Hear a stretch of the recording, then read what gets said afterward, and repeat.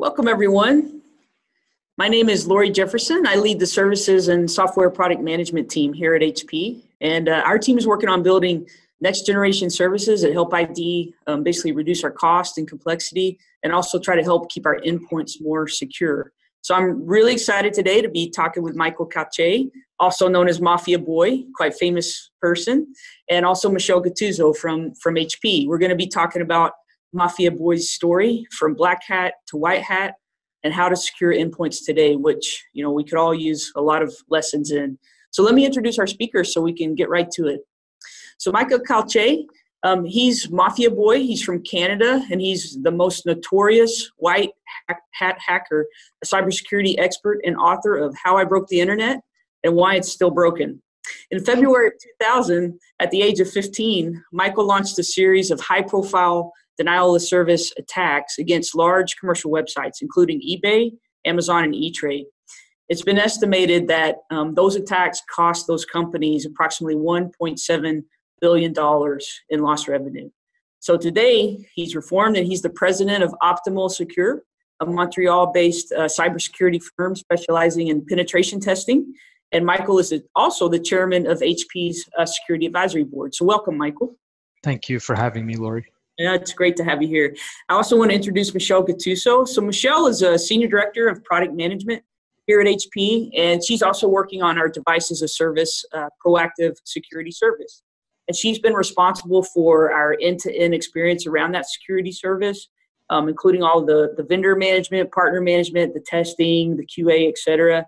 And prior to her role at HP, Michelle was also responsible for different product offerings at Motorola, Google, as well as Lenovo. So welcome, Michelle. Thanks. All right, I just want to remind everyone in the audience that you're able to ask questions at the bottom of the screen. And after we get through some of the interview with Michael and Michelle, we'll definitely get to those questions. So Michael, let's get started. Could you tell us a little bit about your journey? Absolutely. For me, honestly, my journey started at a really young age. I was just 6 years old when I got my first computer. And honestly, I was just infatuated with it from the beginning. Like, as soon as I got it, I wanted to plug it in, power it on, and just see what I could do with it. And after spending every waking moment on it for, I think, 3 years, the internet was introduced to me. And I got access to AOL, which I'm sure everyone remembers, America Online. And I was looking around and I ran into some communities, and someone had launched an attack against me, a punt attack, which kind of kicked my connection off of AOL. And that made me intrigued. And then I started looking around for some pirated software, and as it turns out, hackers were the ones who ran the distribution of the pirated software. So I became immersed in this community that was filled with hackers, filled with pirated software. And I started making a name for myself when I got deep into hacking and I started to tumble down the rabbit hole. I launched some attacks against other hackers, because the mindset of a hacker then was to essentially, who's number one, right? Who's the best hacker? And I made that my goal. Now, I ended up getting so involved and creating one of the first botnets that we've ever seen for mass distributed denial of service. And I launched an attack against Yahoo, eBay, CNN, Dell, and Amazon, causing, as you said, an estimated $1.7 billion damage. So if that's quite the story for my kid when he's a little bit older. Yeah, absolutely. So after you got caught, Michael, at age 15, what did you learn? I mean, how has that shaped your life since then? Great question. Well, first of all, I learned from it, number one. Like, I realized what I was doing was wrong, but I still had, this love for technology, and I just had to channel my energy in the right direction. And I sort of wanted to make amends for what I did. So I made it my life's mission to raise awareness around this topic. I wrote an award-winning book discussing my story and what I've learned from it. And I just wanted to utilize my knowledge to basically help individuals, companies, small or big, everyone is important. And I like to use platforms like speaking engagements to really illuminate some of the issues that hackers are causing today. Yeah.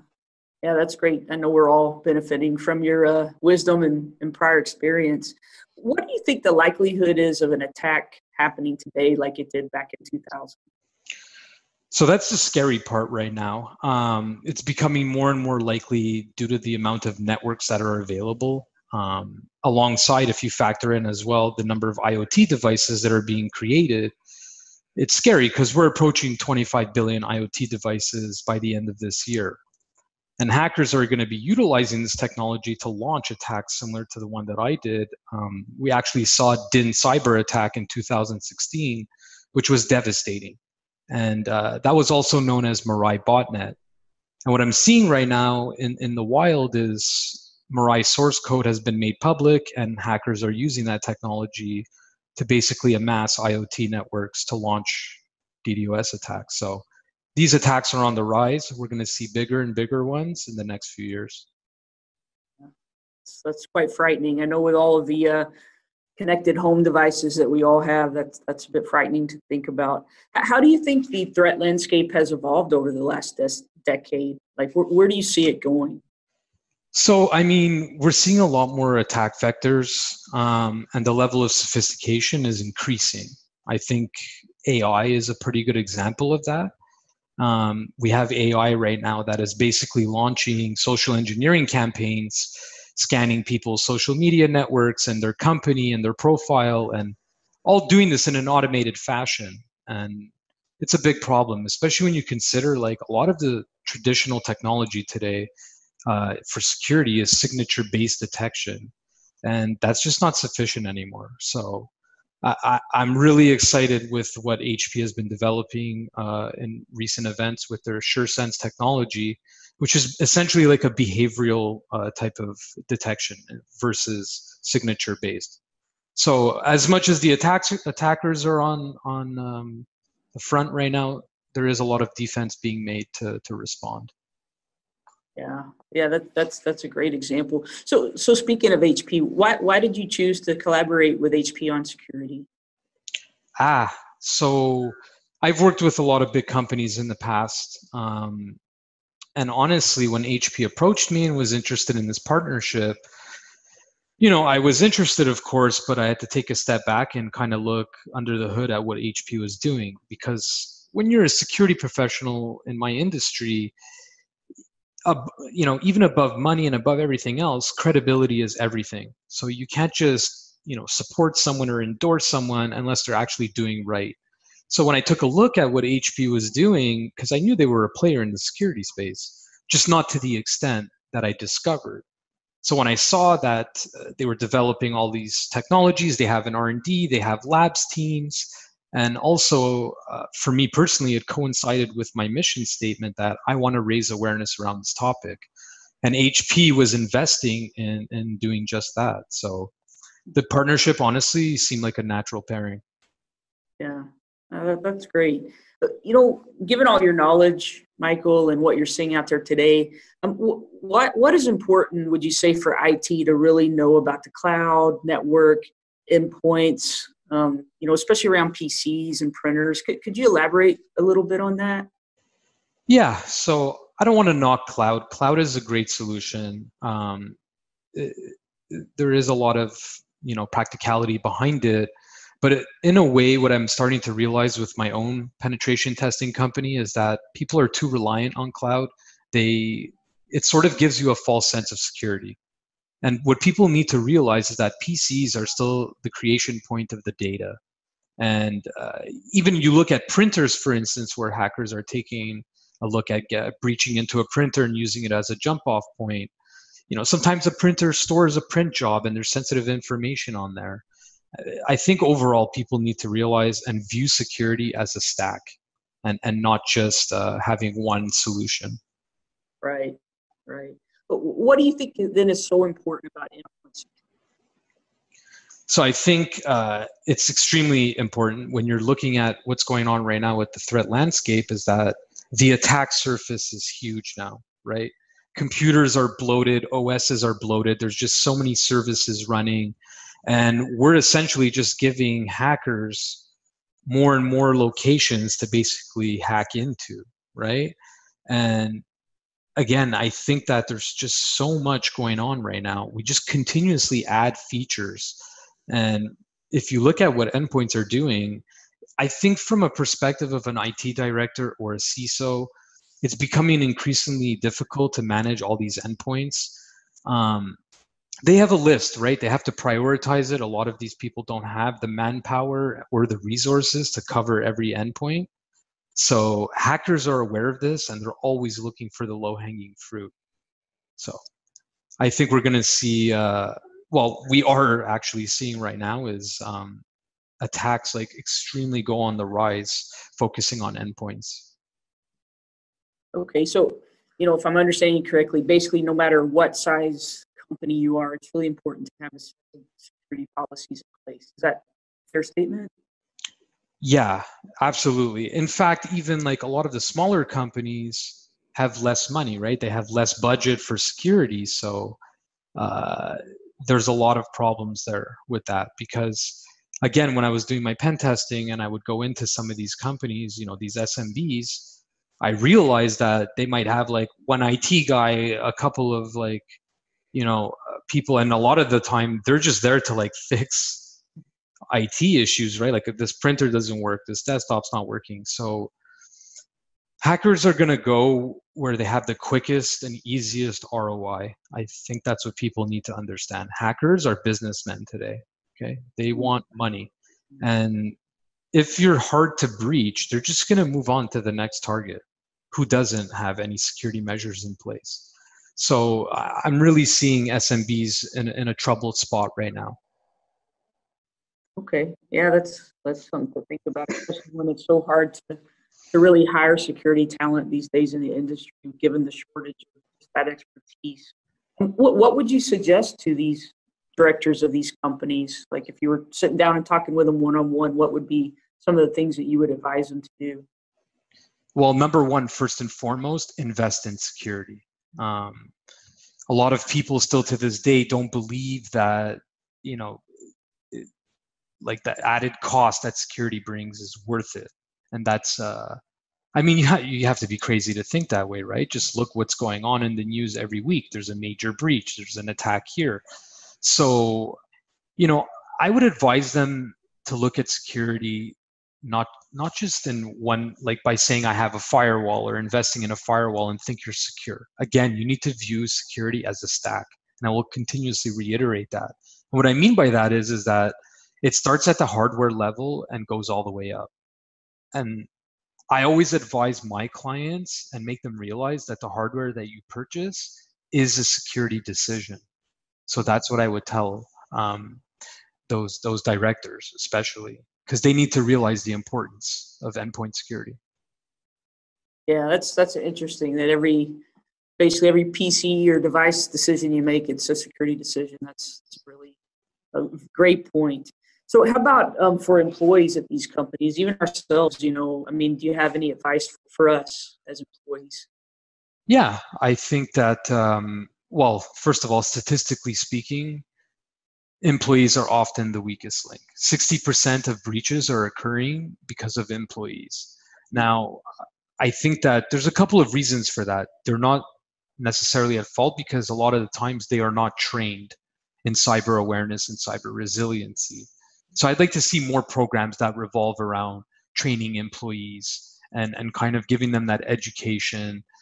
But also, I think you have to realize that employees need to be equipped with the right technology, right? Like they need built-in security on their systems to help them navigate this never-ending vast space of potential breaches and attack vectors. So, but I think overall education is key. So it falls on them, but it also falls on the employers to educate their staff. Yeah, that's a good point. I've often heard it said that, security also has to be frictionless, or employees like us will try to work around it. Do you think that's a true statement as well, or what are your thoughts there? Here's the way like I present it. Like practicality and security live on the same scale. It's unfortunate, but that's just the way it is. Like normally when something's really, really easy, you're taking away the security component from it. So there needs to be a balance in the middle there. So it's tough. It's really hard to navigate. Honestly, I understand the ease of a lot of things. Like I used to travel, and I didn't even have a credit card because I was too paranoid, right? But that's not even realistic because then I couldn't check into hotels. Like I needed to call, whoever had me at the speaking engagement, come down and use their credit card for the incidentals. Obviously, I got a credit card and such, but you can't be too overly like. You could lock down a system, right, so that it can't be breached, but then you're taking away a lot of the functionality of it as well. So you need to find that middle balance. Yeah, that's a great, great challenge that we have upon us. So, HP, we've been working on security services as well to try to kind of do what you're saying. How do we increase the cyber resiliency around the endpoints? How do we kind of offload some of those challenges for IT, in the form of a service? So I'm going to turn to Michelle now and maybe get some of her feedback on some of the things that we're doing here at HP for proactive security. So Michelle, welcome again. And could you tell us a little bit about the HP Proactive Security Service and what are some of the gaps that we're trying to fill with it?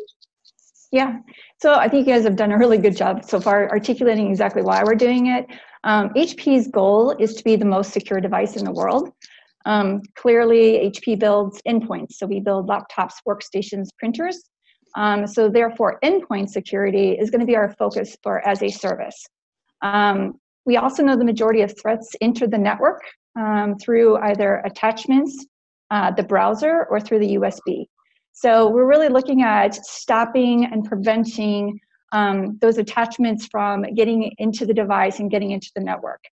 We also know that most AV solutions today are only about 57%, which means that they'll miss almost half of all threats.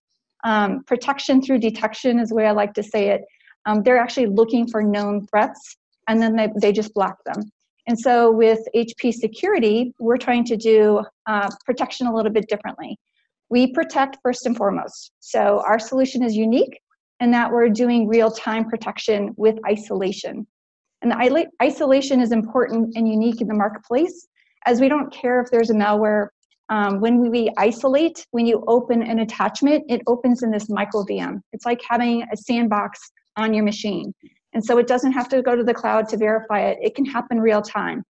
And you guys mentioned about the users and how to train them, how to teach them. While users at work, they're mostly just concerned about getting their work done. So if you get a pop-up and it simply says, are you sure you want to open this attachment? Of course you do. You double-clicked on it. They're always going to hit yes, yes, yes, yes. And so you can't rely on the user. With our solution, the nice part is it simply opens in this window of isolation and protection. And if the malware is in there, you get the big skull bones and it says, you've been invaded. You simply just close the window and all of that malware goes away with it. So your data and your device are secured. Okay. So I guess in that scenario, no training is really needed because they're just inherently protected. That's a great thing. So I know that Michael mentioned this as well, but what are the layers of defense that you recommend when it comes to securing the endpoint? Yeah, I like to think of it in layers. It just kind of like rounds it out. Security has to be done in layers simply because one solution doesn't meet all needs. Some are better than others. My best example is you think of your home. Some of you will have deadbolts. Some of you have window locks. Some of you may have a Nest camera with video. You may have a dog who barks. And you may have a security service for an alarm you set every night. So you have different solutions for different threats. And the same goes for endpoint protection. It must be done in layers. So first and foremost, Michael mentioned the BIOS. HP has been investing in a long time in security in the BIOS. So when the device boots, we know it always boots in a safe, known good mode. That's super important for the users because it starts in the BIOS and then it goes to the cloud. So the next layer of defense is a typical AV solution. It's looking for the known threats, again, through detection, like a Defender or a McAfee. And they're going to catch the low-hanging fruit, the ones that everyone know about. But as Michael suggested, they're getting more and more sophisticated. So you really need almost the third layer of protection, which we call EPP, endpoint protection, through AI. And that's predicting, or it's trying to predict when a file looks bad. Just because you see a dog, you don't know if the dog's going to bite you or not. But through these AI, you can start to get better at understanding if it is, and therefore block it. And then finally is our isolation solution. So if when all else fails and they still get through, our isolation will capture that and protect the environment. If I may, Lori, I just want to interject really quickly, Michelle. Just because like what you're talking about, a lot of people might not realize like the application to what's going on today. Just to give some real world examples, like in 2012, Saudi Aramco, which was, they provide 10% of the world's oil, and they got breached through a click and an attachment, just like Michelle said. Anyways, long story short, they ended up losing, $50-60 million. And if they had SureClick technology, that could have all been averted, right? And talking about the bias, there's a hacker team in Italy, which is actually called Hacker Team. I know, how very original. They have been known to launch very sophisticated bias level attacks. So I just want to add some credibility to what you're talking about, because some people might be saying like, do I really need this? Yes, these attacks are in the wild, they exist. And if these companies that got breached already had some of the technology that HP is offering, well, could have saved a lot of money. And I think that's the difference, again, kind of in our solution. I believe in it, of course, but we are probably the only security company that looks all the way into the BIOS. All of the other detections are really looking outside of it, and we're looking in the device. And so what we're doing is hardware resilience, but also all of this other additional intelligence to really identify, to prevent, and to block the threats before they actually happen. Okay, yeah, that's a great conversation. So speaking of intelligence, Michelle, can you talk a little bit about the importance of analytics and minimizing your security risk? Yeah. So the solutions are only good if they are actually turned on, and many users have the capability to disable. They may see that it's interfering or slowing them down, so they actually turn it off. And we talk about the small and medium businesses, they actually have no visibility of which devices have AV on or off. And so understanding that analytics, simply to say who has it turned on and who has it turned off, is only half the battle. The other battle is determining when you are under attack and from whom. And so once you're under attack, you already have to do some type of remediation. And I think the cool thing with our solution is with SureClick Advanced, we are doing it real time, we're doing it in isolation, and therefore we can let the entire threat completely play out. It plays out in this isolated window, so we can capture all the kill chain threat analysis, we can determine where it's coming from, how many times it's bouncing around within your machine, is it going dormant, and then when that window closes, we get all that rich data. So just understanding these insights allows companies to take the extra precaution and investigation to really improve their overall security posture. Okay, yeah, I was just thinking, so to take your example a little bit further, like ransomware, that thing we get scared about, right? You get a skull and crossbones on your screen, your machine's been taken over, you can't get into it, it's taking your data, encrypting it. I mean, that's like, a really scary example, but in your example that you just shared, basically that could happen because it's in an isolated container. So you let the ransomware attack play all the way through. You get all of the data, for example, like where did it start from, which country did it originate in? And once you have that kind of intelligence, and you're able to, to be more proactive in your remediation for your whole fleet of devices. Is that kind of a good summary? That's exactly it. And most of the time it scares companies. Like it should scare you to say you are under attack. Like this one individual is experiencing it real time. Most of the time your company is going to be protected unless you're that day zero. And if you're that day zero, then it's going to be really bad. I think I laugh because of the product manager, when we see that happening and we start getting those analytics, we actually get very excited. So it's kind of the back and forth of looking at threats real time, but you do get all that additional analytics that the other solutions can't provide. So you can really deep dive into it to understand how come it's happening, how could you prevent it, and more importantly, how do you protect the rest of the fleet, not only your company, but perhaps your vendors or your customers that could be sending you resumes with attached scripts or some type of malware in them. So really being proactive and helping the overall industry rather than just your own company.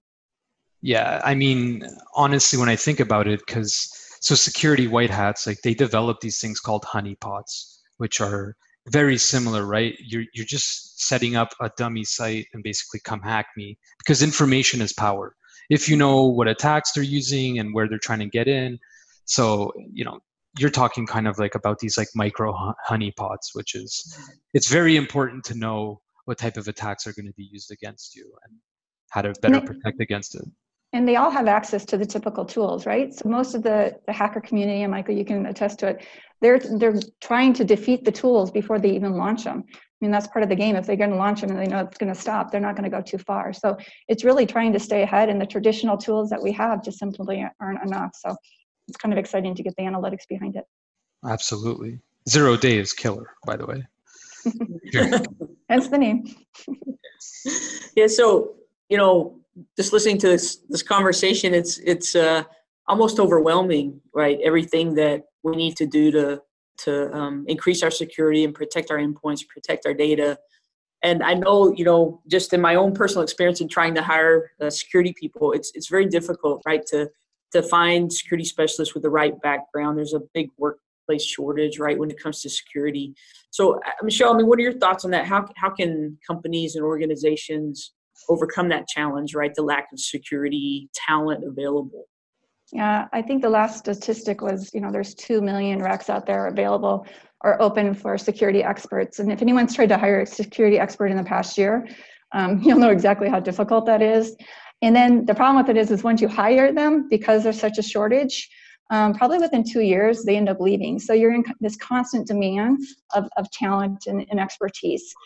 And even with today's practices, simply reacting, I call you guys bad guys, but the black hats, isn't enough because they're getting more and more sophisticated, and as Michael alluded, more motivated. It's very lucrative for them. So really understanding who are the experts and how can you subsidize your talent, perhaps with like HP, with our proactive management, we have our own HP security experts who then can help supplement your resources or help manage security for your company. So you don't have to do it all yourself. And the other part is a lot of the companies are transitioning from on-prem to off-prem. And when we think about that, Michael's scared of the cloud, but I actually see it as much more opportunity. You don't have to have dedicated resources anymore. You now can pull these resources into a major pool, and you can only see your own company. I can see across, a couple hundred companies. And so I know if something's happening in one company, we can quickly protect the other ones proactively. So I think there's benefits there, but again, it's our solution because it's happening real time. Remediation and resolution is not required. So let me say it again. Most solutions are identifying, they're detecting. It's a whole concept behind EDR. They're detecting so you can go resolve. With our solution, there's no resolve required because we are already protecting the device. So just from that alone, we're saving your resources, time, and money, and hopefully you need less resources to attack the bad things that are happening within your environment. Yep, great point, Michelle. And I think the benefit too is like maybe you don't have HP's proactive security on every device, but if you have it on some devices, you still get that threat intelligence, so you know that maybe your other devices that aren't being protected, are vulnerable, right? So you can then take action. So yeah, definitely knowledge is power, like they say, right? Especially when it comes to security. Yep. Okay, great. Let's see if we have any questions coming in from the audience that we would like to hear. So, okay, yeah. First question: does HP's endpoint security solutions detect or block fileless malware that runs, from memory basically and does not write to the hard drive? So I'll take that one. Okay.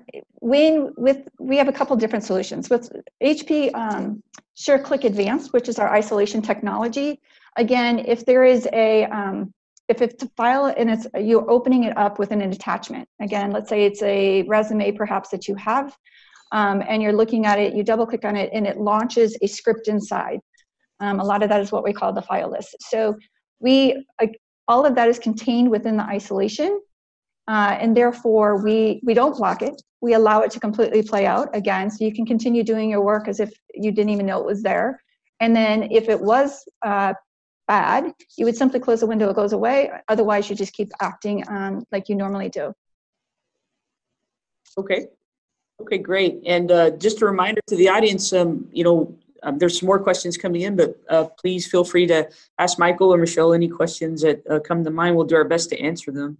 So another question, Michael, I believe this one's for you. With your pen testing company, can you kind of share what you're seeing out there right now? Like what's kind of like your top type of problems that you're seeing from a security perspective? Yeah, I mean, there's so many problems. It's really hard to categorize. Michelle kind of talked about the space and not just the sophistication, but the motivation. It's so lucrative. I mean, just a couple of years ago, we lost approximately 1 trillion to cybercrime. And last year, that number jumped to like 6 trillion plus. So with that being said, business is booming, which is sad but good at the same time, unfortunately. But really what I'm starting to see is I'm doing so many pen testing jobs, and I'm seeing that a lot of these companies have poor policies in place, first and foremost, meaning a lot of employees, because like we live in a new world, right, where people can work on the go. They work in coffee shops and hotels, planes, etc. And a lot of these people are just connecting to random wireless networks. They have, no idea of the credentials, and then they go back to the office later, plug back into the environment, and voila, that system has been compromised, thus putting the whole company at risk. So that's one of the major things that I'm seeing. Secondly, we've been talking about it. It's been the highlight of this conversation. Endpoint security is often overlooked. I love hacking into printers and using it as a jump off point. I'll create a document and have someone convince someone to print it. And just by printing the document, it's executing malicious code. So overall, I think the biggest problem, though, is that the employees are often very gullible. Like, it's just so easy to launch a social engineering campaign, and it's shocking because, spearheaded phishing vectors have existed pretty much since the beginning of time, if you will, because man was always trying to con man, so to speak.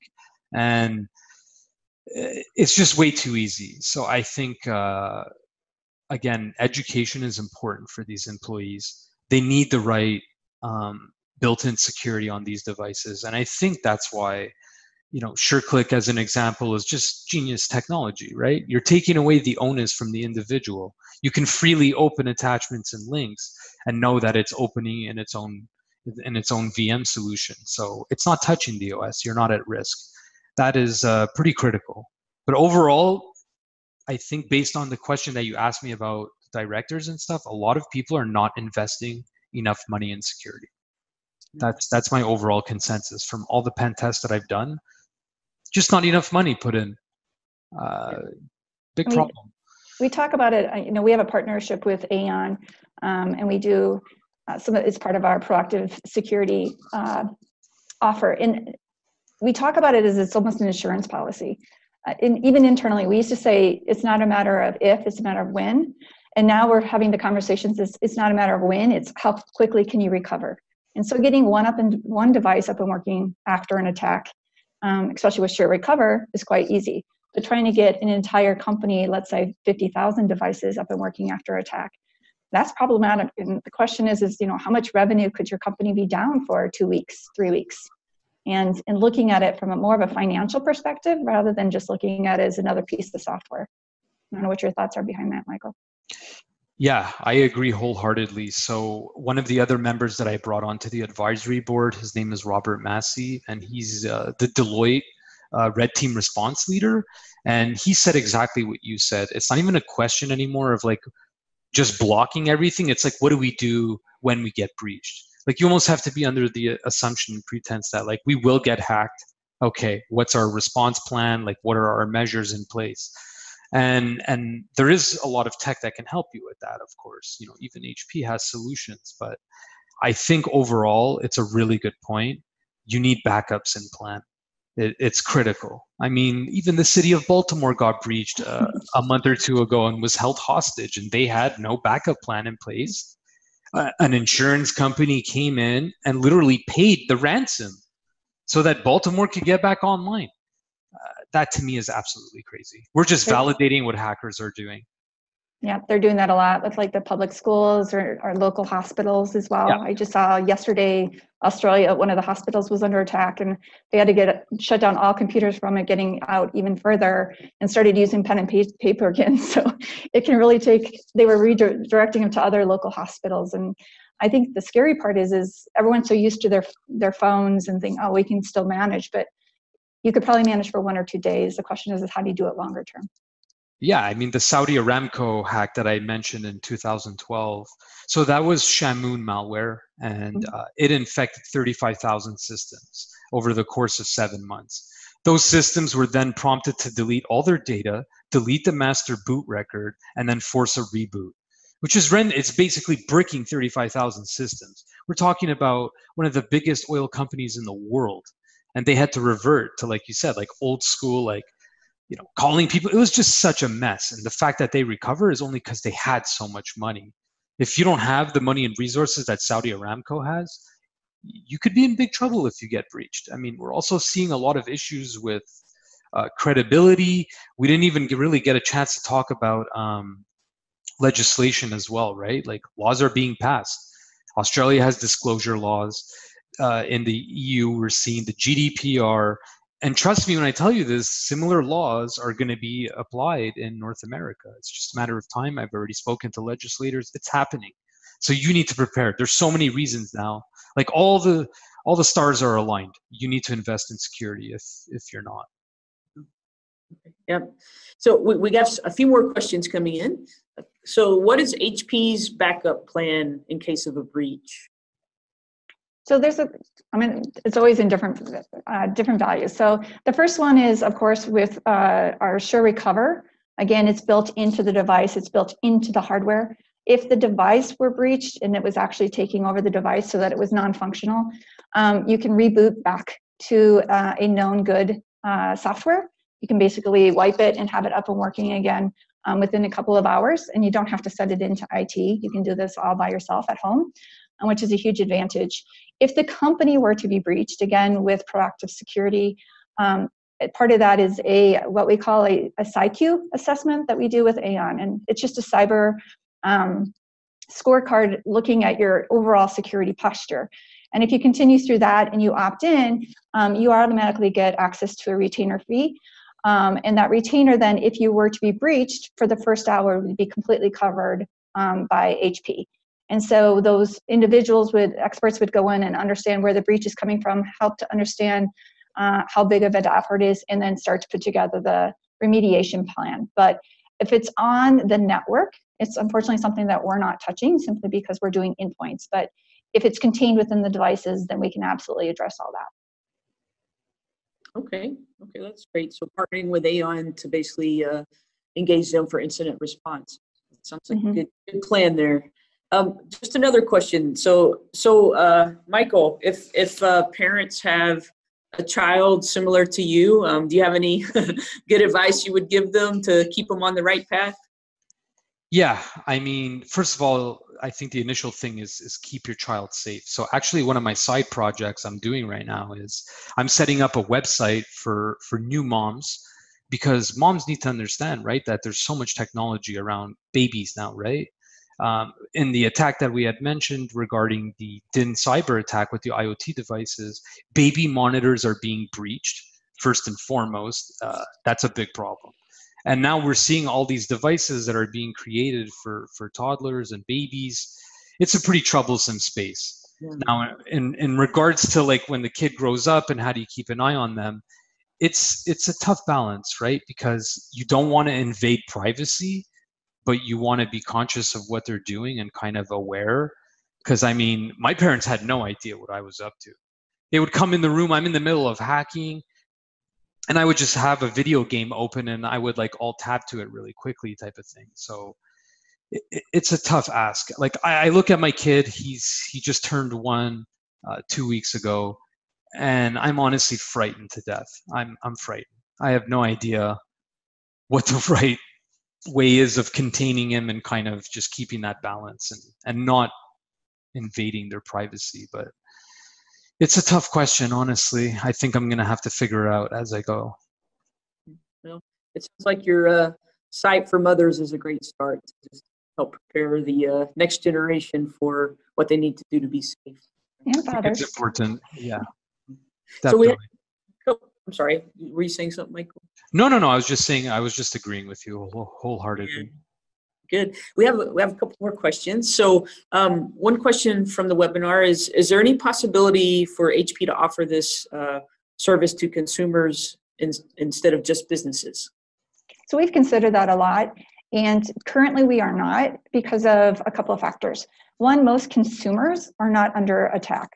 Most of the time, Michael alluded that they're going where the money is, and they're going to where the easy money is. And as individual consumers, they don't necessarily aren't the target.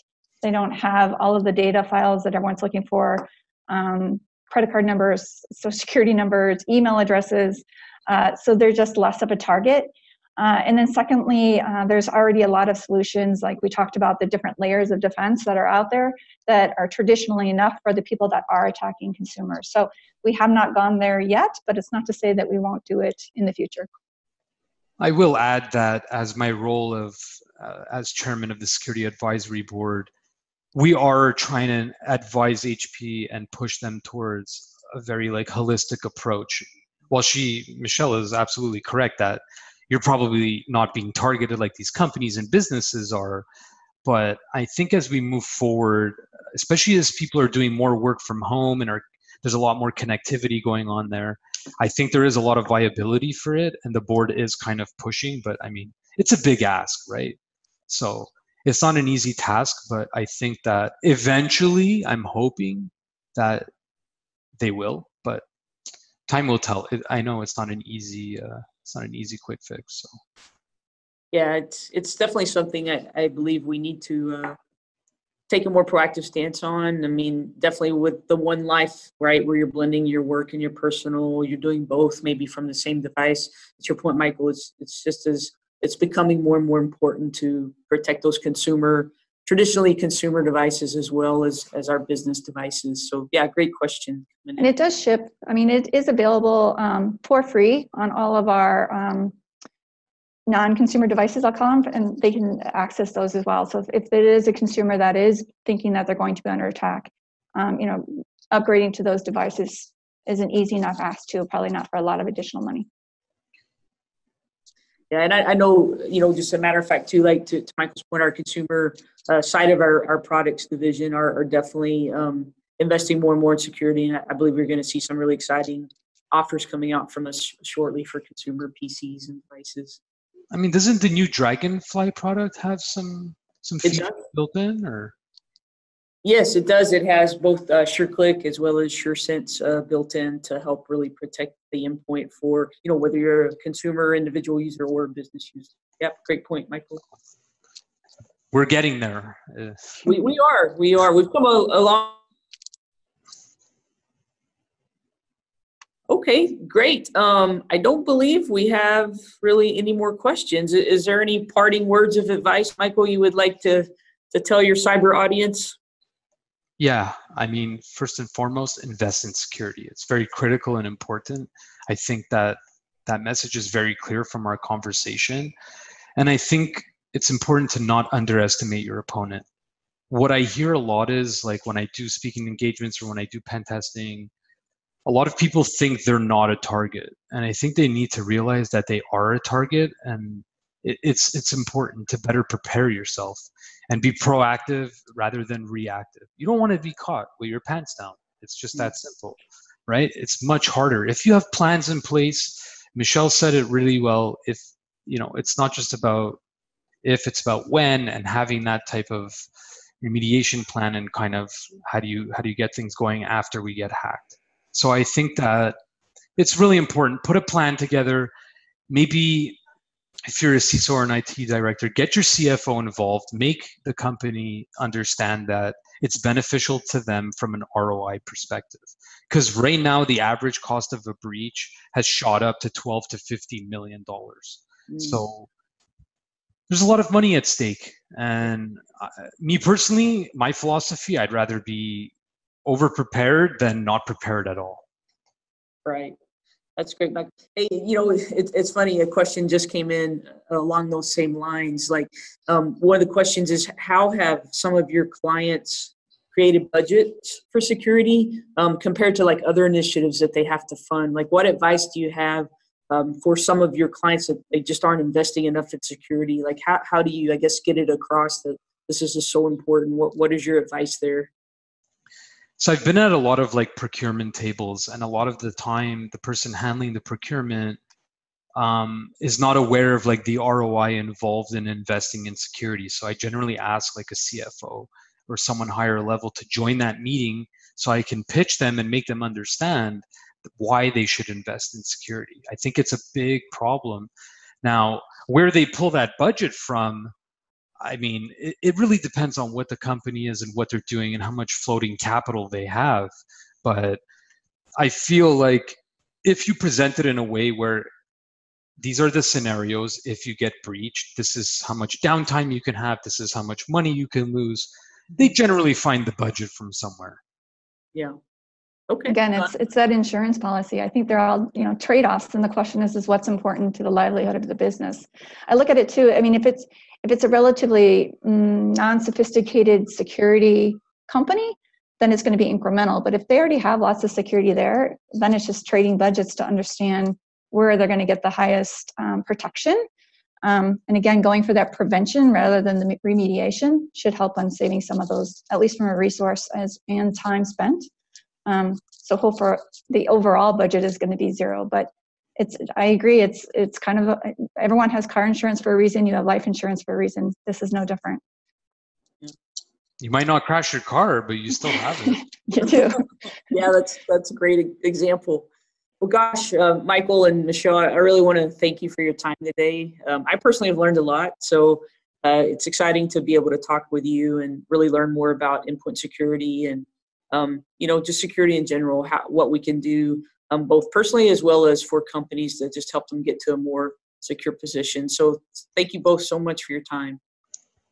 Absolutely. Thank you. Thank you so much, and we should definitely do this again and follow up on what's going on in the current landscape. But thank you for having me.